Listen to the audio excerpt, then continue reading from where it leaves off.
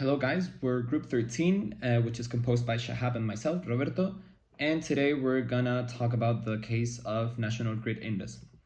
So first we're gonna start by stating the facts of the case, then we're gonna move on to the questions that were brought up in the case. Then we're gonna move to the ruling on question 1. We're gonna follow that with questions 2 and 3, and finally we're gonna reach a conclusion. Now, starting with the facts. National Grid Indus was a company incorporated in the Netherlands that claimed National Grid Company, which is a British company, a total of £33 million back in the year 1996. Then fast forward to the year 2000, the Dutch company decided to move their place of effective management to the UK. And between this time span of 4 years, they generated a capital gain of 22 million Dutch guilders. So logically, the Dutch authorities claim taxes on this unrealized capital gains, the 22 million, which obviously National Grid Indus didn't like. That's why they brought the case to the Haarlem district courts, who decided that the tax authorities were actually entitled to impose a tax. Now, since National Grid Indus were not happy with this decision, they appealed to the Court of Amsterdam, who brought the case to the ECJ through a preliminary ruling in relation to the freedom of establishment. So the issue that we're facing here is that there is a conflict between the Dutch corporate tax law and a special treaty that was passed between the UK and the Netherlands in order to double taxation to avoid these kind of situations. So first, according to the Dutch corporate tax law, Article 2.4 says that if a body has been established under the laws of the Netherlands, that body is still regarded as established in the Netherlands, meaning that National Grid Indus would be, under the Dutch law, would be still regarded as a Dutch company, and therefore they should be subject to the Dutch law, also in relation to taxation. That's why, in this case, the tax authorities would be entitled to tax this capital gains.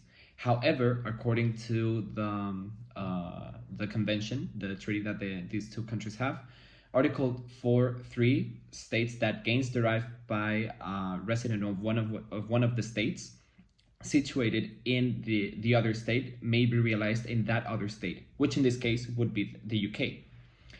And also, this article states has a special provision in relation to corporations, since they say that a person that is not an individual should be deemed to be a resident of the state where they have their place of effective management, which we've already established that since the year 2000, it was the UK for National Grid Indus.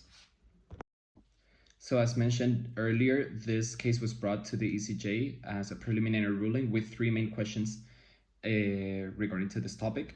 The first one would be whether a company incorporated under the law of a member state which transfers its place of effective management to another member state and is taxed by the former member state, on the occasion of that transfer can rely on Article 49 TFEU against that member state, and Article 49 of the TFEU relates to the freedom of establishment, as we've mentioned earlier, which is the main issue in this case.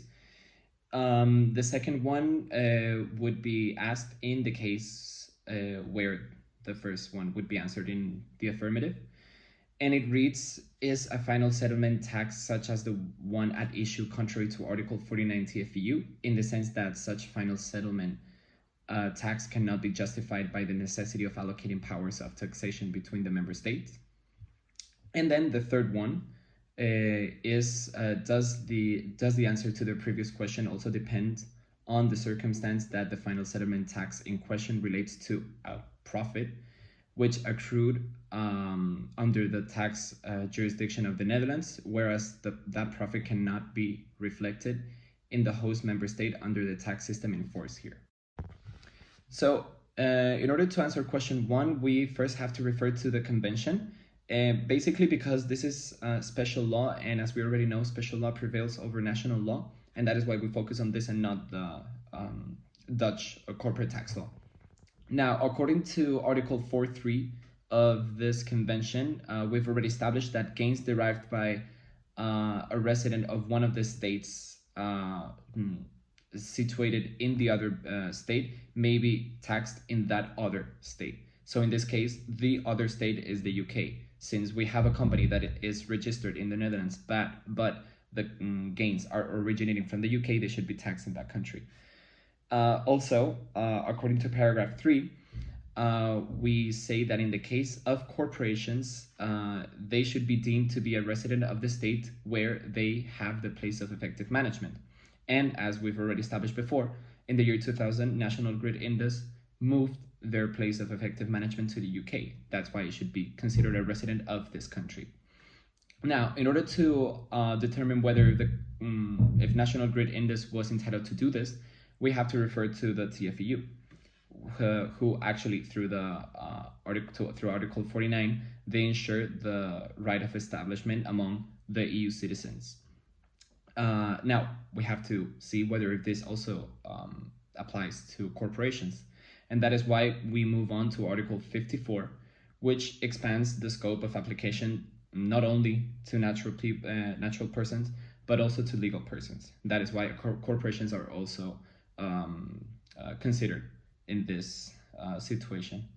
And given this information, we can answer the first question, saying that National Grid Indus can rely on Article 49 TFEU to challenge this decision. Hey guys, so I'm going to be going through questions 2 and 3 that were referred to the court in this preliminary hearing. So if you'd like to pause your screen and have a look at the questions before we go through the court's analysis.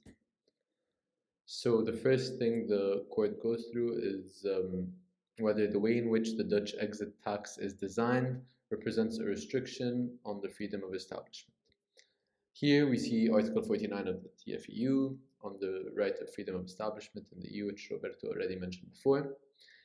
Also, according to precedents and previous case law, all measures which prohibit, impede, or render less attractive the exercise of the freedom of establishment must be regarded as restrictions on that freedom. Therefore, it's clear in the facts of this case that we are dealing with an issue where the company in question, National Grid Indus, are subject to a measure that deters them from exercising their right of freedom of establishment.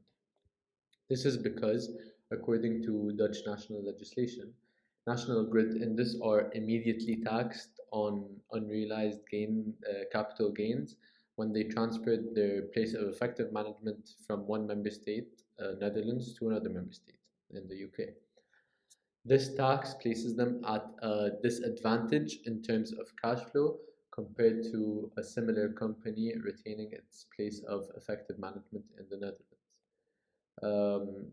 We can see this as when similar unrealized gains are not taxed if a Dutch company transfers its place of effective management or headquarters from one place in the Netherlands to another city in the Netherlands, for example. Therefore, this counts as a restriction on the freedom of establishment, as it is a deterrence for National Grid Indus from moving within the EU from one member state to another. Okay, so moving forward, the court looks for a justification of the placement of the exit tax in the national legislation of the Netherlands. So the court says in its reasoning that according to settled case law, a restriction of freedom of establishment is permissible only if it is justified by overriding reasons in the public interest. It is further necessary in such a case that it should be appropriate to ensuring the attainment of the objective in question and not go beyond what is necessary to attain that objective. The argument used here was originally made by the referring court, so the Gerechtshof Court of Amsterdam, which says that the Netherlands used the principle of fiscal territoriality with temporal scope to justify their power or authority to place the exit tax.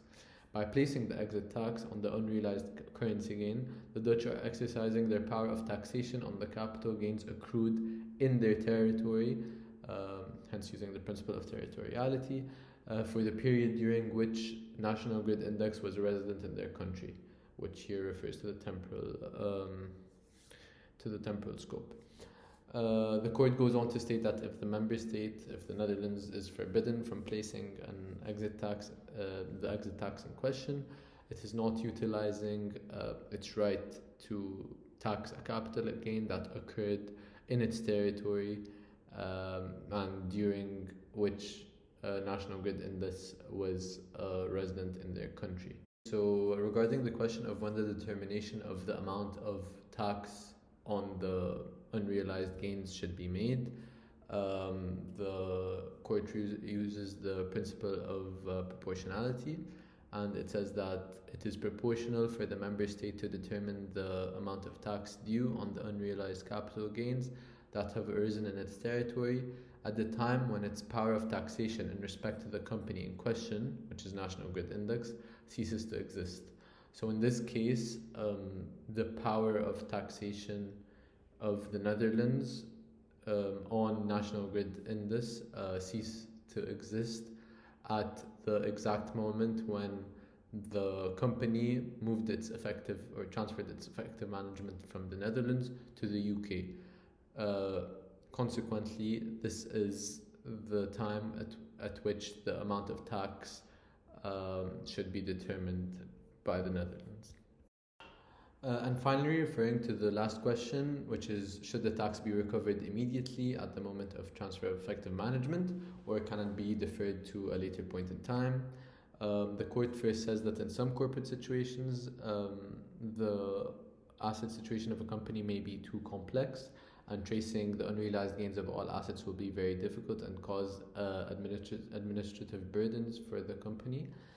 However, in a company such as the one relevant to this case, National Grid Indus, the national legislation should offer the company a chance to choose between two options, as the as forcing the company to pay the tax immediately is considered disproportionate. So the two options that should be given to National Grid Indus is number one, the immediate payment of the amount of tax, which, as we said before, would create a disadvantage for the company in terms of cash flow. Or the second option would be a deferred payment of the amount of tax, possibly with interest according to the relevant national legislation, which can cause administrative burden for the company, but on the other hand would remove the disadvantage caused to National Grid Indus with regards to the cash flow, as forcing them to pay immediately would mean that they would have to incur more costs, which could deter them from establishing in another member state. So here we have our final conclusions from the ECJ's preliminary ruling. So the first conclusion is that a company incorporated under the laws of a member state may rely on Article 49 of the TFEU for the purpose of challenging the lawfulness of a tax imposed on it by the origin member state. The second conclusion is that the exit tax in question, which is the tax on unrealized gains in the origin member state, is an obstacle to the exercise of the right of establishment. However, precedence justifies this restriction as it maintains the principle of a balanced allocation of powers of taxation between the member states. The third conclusion is that the determination of the amount of the exit tax should be made at the time of the transfer of the effective management from one member state to another due to the principle of proportionality. And our final conclusion is that the exit tax would be considered disproportionate if the recovery of the tax is forced upon the company immediately at the time of transfer of its effective management. The company, National Grid Indus, should be given the option to recover the tax at a deferred time. Thank you for watching, and I hope you enjoyed.